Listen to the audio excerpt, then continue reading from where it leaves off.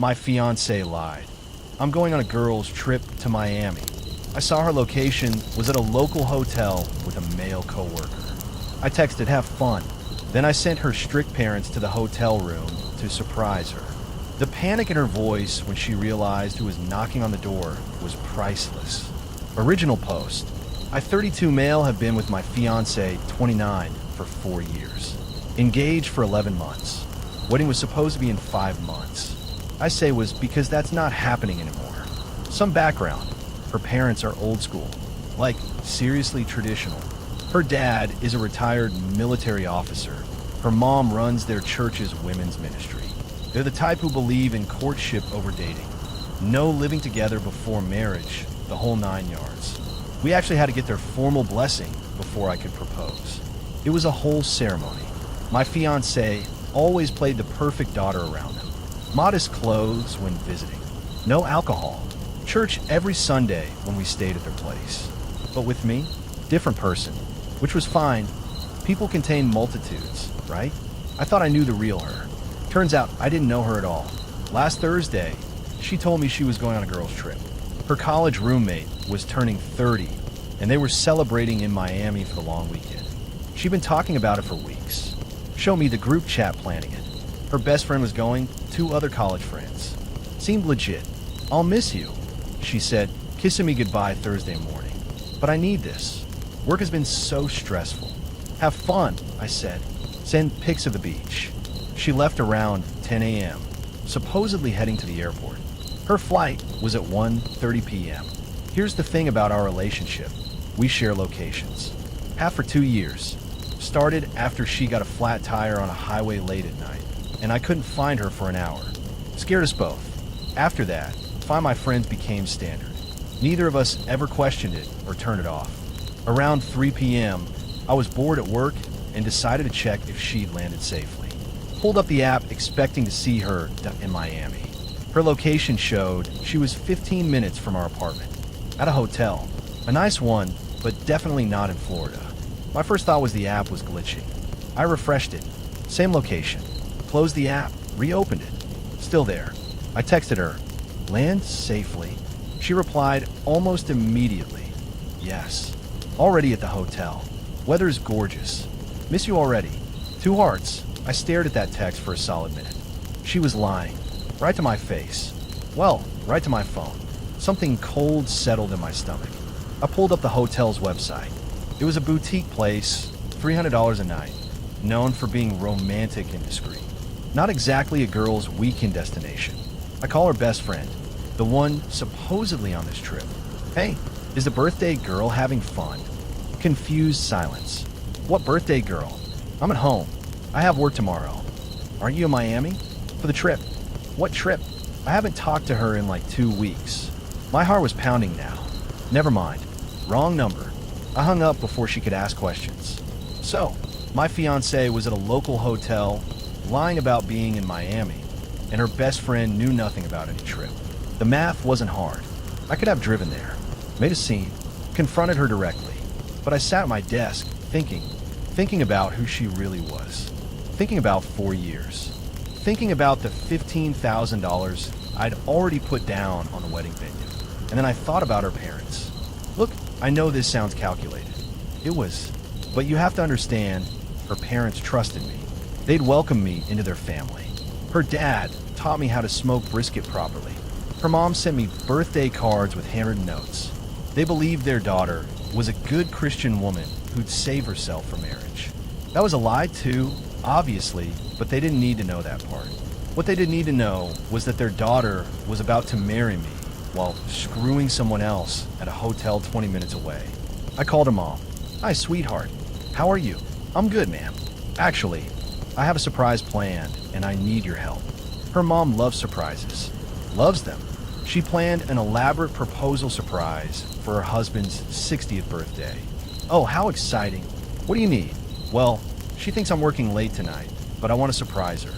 The problem is, she's having a spa day with her friends before they go out, and I can't figure out where. Would you happen to know? I want to show up with flowers." "Oh, that's so romantic. Let me think." She did mention something about treating herself. She's been so stressed with wedding planning. Let me text her and ask. Actually, don't. That'll ruin the surprise. I was hoping you might want to come too. Make it a family surprise. I know how much she loves when you're involved in special moments. Hook, line, sinker. Her mom was thrilled. Said she'd get her husband and meet me in an hour.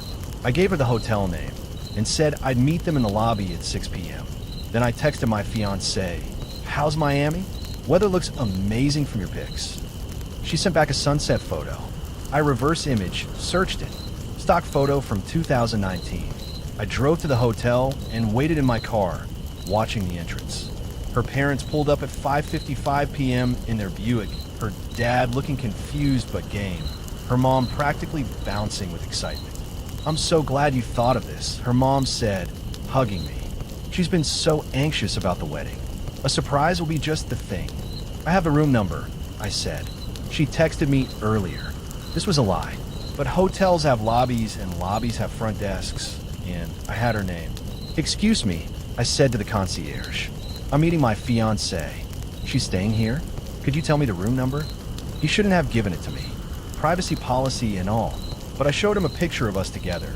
Said I was surprising her with flowers, and her parents, looking like the wholesome Midwesterners they were, backed me up. He gave us the room number. We went up to the 3rd floor. Room 312. I hung back slightly. "You knock," I told her mom. "She'll be so happy to see you." Her mom knocked cheerfully. I'll never forget the sound of my fiancé's voice when she called out. "Just a minute." All casual, no panic. Then the door opened. She was wearing a hotel robe. Hair messed up, hickey visible on her collarbone. Her face when she saw her parents. I wish I could describe it. It was like watching a building collapse in slow motion. Every shade of color drained from her face, then came back as red. "And Mom? Dad? What are you?" "Surprise," her mom started to say, then trailed off as she registered her daughter's appearance. The messed up bed visible behind her. The men's shoes by the door. The bottle of champagne on the nightstand. And then he appeared. Her co-worker. I recognized him from her office Christmas party. Younger guy, maybe 26, with the look of someone who just realized he was in deep trouble. He was shirtless. Her dad's face went from confused to understanding to a kind of cold fury I'd never seen from him before. "What the hell is this?" he said, voice barely above a whisper. My fiancée looked past her parents, saw me standing there. The realization hit her. You did this. You have fun," I said. Same words I texted her. "I'm done." Then I turned and walked away. Took the stairs because I didn't want to wait for the elevator. Behind me, I could hear her mom crying, her dad's voice raised, and my fiancée shrieking something about privacy and how dare I. By the time I got in my car, my hand was shaking. Adrenaline crash. The cold feeling in my stomach had spread everywhere. For years with someone I thought I knew. I drove home, started packing her stuff. My phone was blowing up. Text from her. Missed calls. One voicemail that was just sobbing and "How could you humiliate me like this?" Humiliate her. Like SHE was the victim. Around 9 p.m., her co-worker's girlfriend called me. Apparently his name came up somehow, and she started digging. She was crying, asking if I knew how long it had been going on. "I don't know anything," I said honestly. "Found out today. She ruined my relationship," she said. "We've been together 3 years. So he had a girlfriend too." Of course he did. I didn't sleep that night.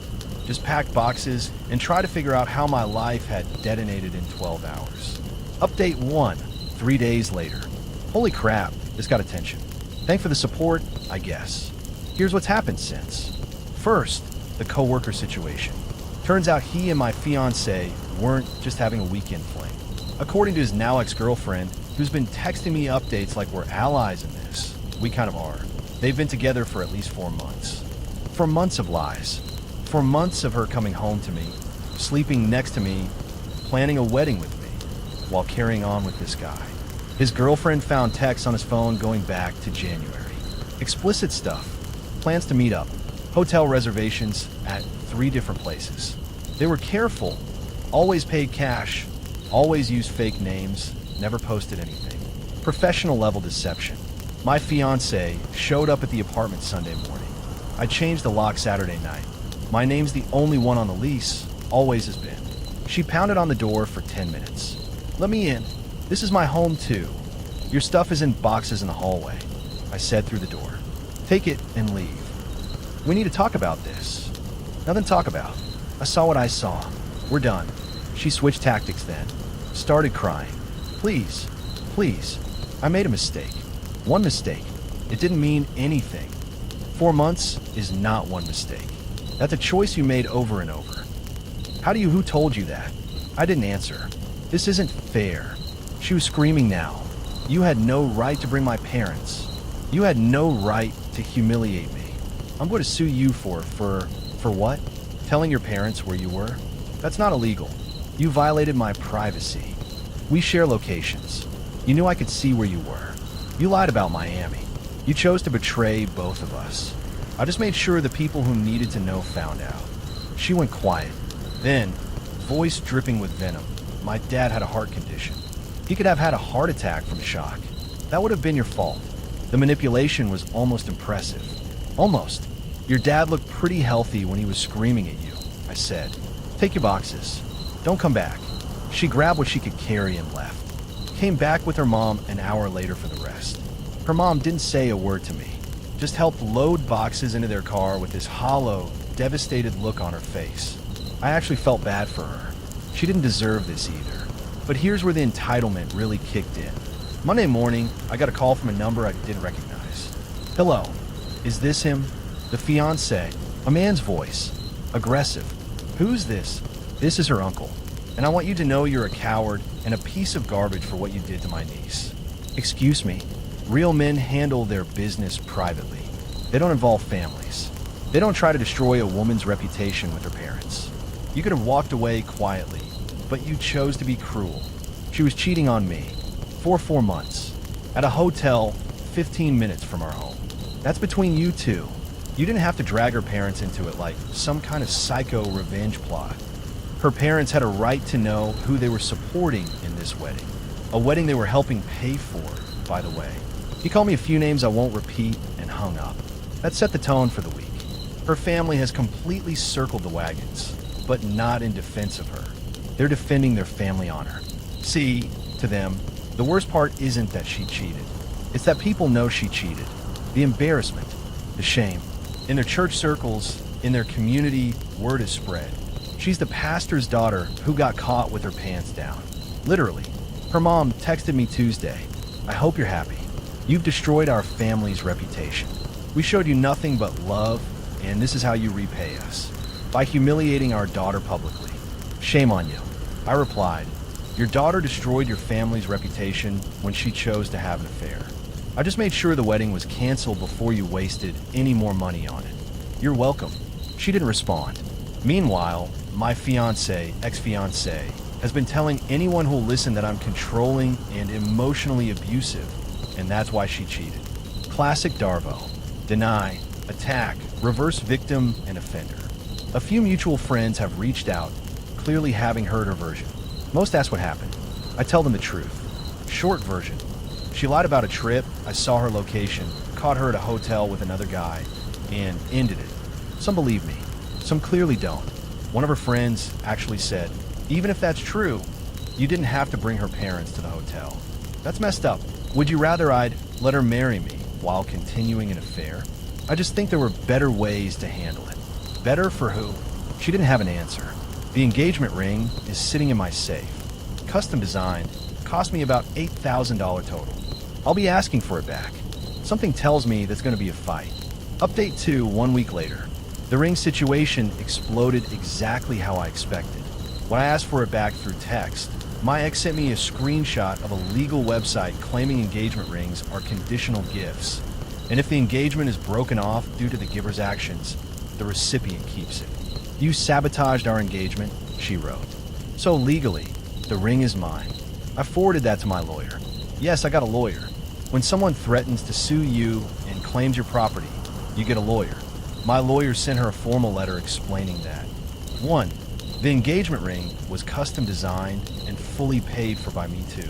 The engagement was broken off due to her infidelity, not my actions. 3.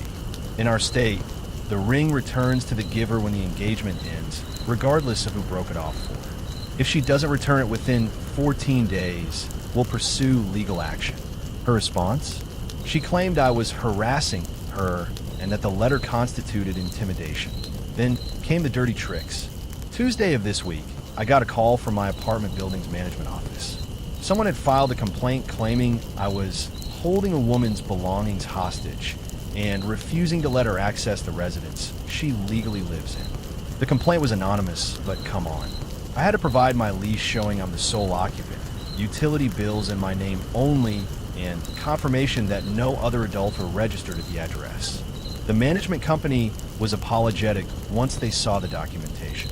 We have to follow up on these things, the property manager said. But clearly this is some kind of personal dispute. Then Wednesday, a police officer showed up at my door. My heart dropped. I thought, this is it. She's made some kind of accusation. But it was just a wellness check. Someone had called claiming I was acting erratically and making threats. The officer was professional, asked a few questions, looked around the apartment, and determined pretty quickly that nothing was wrong.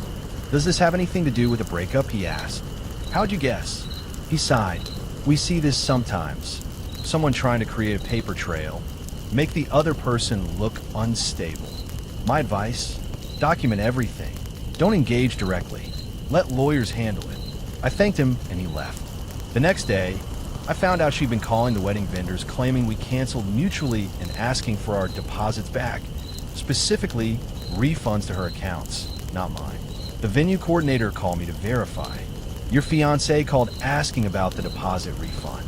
She said you'd agreed to split it. We absolutely did not agree to that. Please don't release any funds without my written authorization. That deposit was paid from my credit card. I understand. I'll flag the account. 2 other vendors called with similar stories. The photographer, the caterer, she was trying to collect refund money on deposits I'd paid. That was it for me. I was done playing defense. I called the co-worker's ex-girlfriend. We've been texting on and off, comparing notes. Hey, I need to know, did he ever mention anything about how they communicated? Apps, secret email, anything? He had a separate email for it.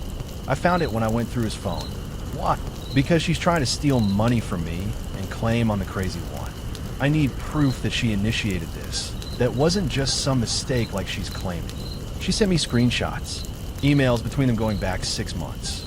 Not 4, 6. 2 months longer than I thought. In one email, my ex wrote, "He has no idea. I feel bad sometimes, but honestly the sex with you is so much better. I'll end it after the wedding when I can get half of everything." Get half of everything. After the wedding. That was her plan. Marry me, then divorce me. I forwarded everything to my lawyer. This is helpful, she said. Changes things significantly.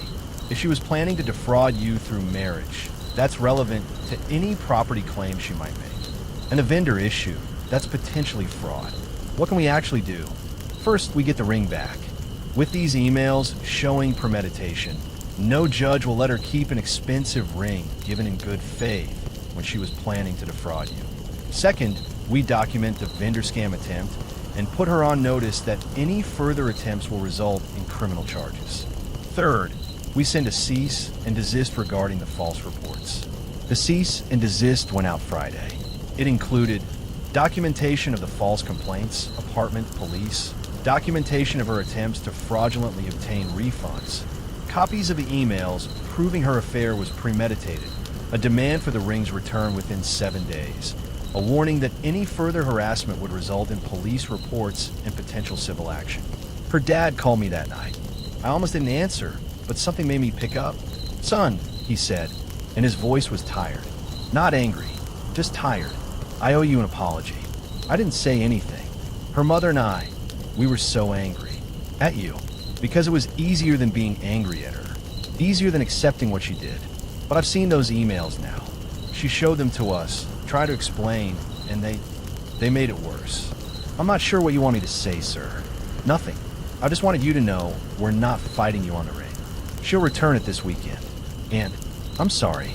For my family. For how we treated you. For all of it." I thanked him and hung up. The ring arrived Saturday by courier. No, just the box with the custom diamond I designed for her inside. Final update, 2 weeks later. I keep waiting for the other shoe to drop. but I think it's actually over. My ex attempted one more play after the ring came back. She sent me a long email, bypassing the lawyers, claiming I'd traumatize her with my public humiliation tactics and demanding $5,000 for therapy costs and emotional damages. I forwarded it to my lawyer without responding. My lawyer sent back a 2-line reply. Your client was instructed to communicate only through counsel.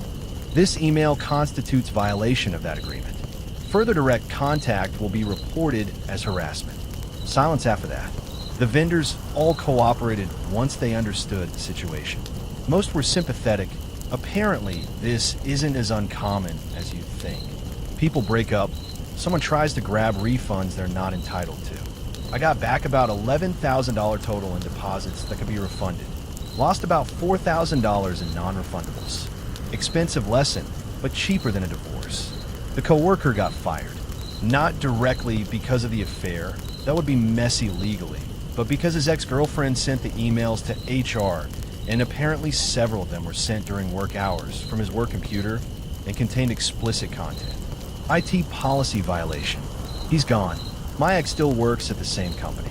Different department now, though. Her career isn't destroyed or anything, but people know. Office gossip is brutal. According to the ex-girlfriend, who's become something like a friend through this, weirdly, my ex has become the office cautionary tale. Her family situation is complicated. Her parents are still dealing with the fallout in their church community. From what I've heard, they're painting it as their daughter made a mistake and is working on her relationship with God. Her dad has been distant from her. Her mom is overcompensating by being extra supportive in that suffocating way religious moms sometimes are. I don't take any satisfaction in their pain, honestly. Her parents are good people who raised a liar. That's not entirely their fault. Some people just are who they are regardless of upbringing. The mutual friend situation sorted itself out naturally. The ones who knew both of us equally mostly stayed neutral or faded away. The ones who were really more her friend stuck with her. The ones who were really more my friend stuck with me. That's how it goes. One expected thing, my boss found out. I don't know how. Maybe through the professional grapevine. Maybe someone saw something. He called me into his office, and I thought I was in trouble somehow. I heard about what happened, he said. You okay? I'm getting there. My first wife cheated on me.